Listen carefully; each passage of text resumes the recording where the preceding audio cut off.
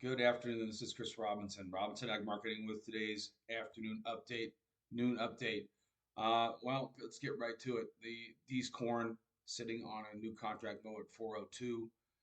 Um, my guess is if we take out the $4 print, there'll be a lot of sell stops down there. September corn traded to 381, down 5.5 cents. The next old low, and I've had it in my letter here for probably a month or two. It's 377 and then it's 360. So is there potentially another 20 cents worth of risk in corn? Absolutely. And you do the math. So you could still defend $4 corn here, some way, some way, shape, or form. Most clients of mine, we at least have a 410 covered if they were interested in doing that a couple weeks ago. Now, granted, 410 is not 510. I understand it, but if we do slip lower, it might look pretty good come harvest.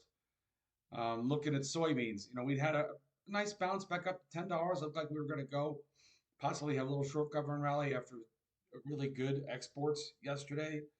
Everybody bought beans except China, but we're slipping here today. And I think the driver there is crop conditions. The best crop conditions we've had in 9 years for corn, the best crop conditions we've had in 5 years for soybeans. And it's just the weather's non-threatening. Pods are filling. August, beans are made in August, and they're going to be under pressure here. Wheat also leading the way down. We got a 507 print in Chicago wheat. December traded to 527 and a quarter. My guess is if these takes out 525, there's probably another 10 to 15 cents worth of risk there as well. So again, the time to have done something about this was, obviously a while ago when we were had that little blip up there. So it's been a very difficult marketing year for the grains. On the flip side, cattle looked like it had topped out. I got a bunch of emails yesterday about it there being a seasonal trend where you needed to sell these cattle. We were looked like we had topped out, and boy, um, I guess if you look at December cattle, if we don't take out 230, which was last week's all-time high, 230.425, then maybe there's a chance here for people that are trying to call top in cattle. But trying to call top in cattle has been very expensive, um, really since September. We had a couple blips. We had one little blip in March, another little blip in July. But since the July low, this has just been extremely impressive. And so the level to watch for Dees fat cattle, that 230 level, 230 and change 230.40.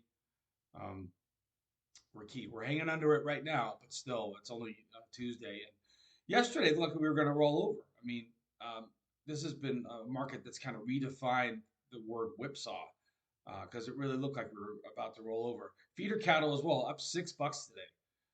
August up 620, 341 and three quarters. As I talk to you right now, we're sitting right there on those highs, new highs for August feeder cattle. Um, so in September, also 341. See what Sep's got to do here. I'll take a quick look.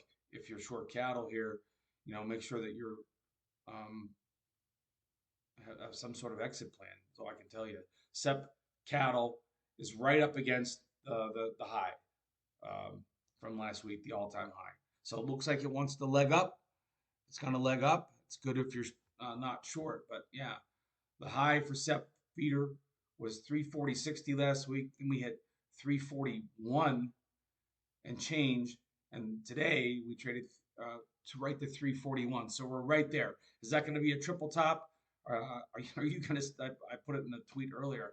I can't call it a triple top. We won't know for another week or two, but certainly we've seen that before where it gets to this level and pulls back. In the meantime, August feeders, which is the spot month, making new highs. Also higher in the hogs. Hogs that looked like we were going to roll over a little bit. There's a story out there that there's a lot of big supply in China. It doesn't seem to be affecting hogs here today. Hogs poking up to 92 and three quarters. I'm looking at October hogs. That's the highest trade we've had in almost a month.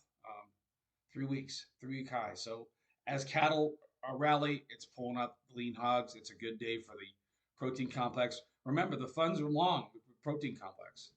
And some people felt that they might take some profits here if we started to roll over, but they will stay long as their computer algorithms tell them to. So um, we'll see how it trades. But I guess it's a tale of two cities. You've got lower prices in the row crops and record highs in the protein complex.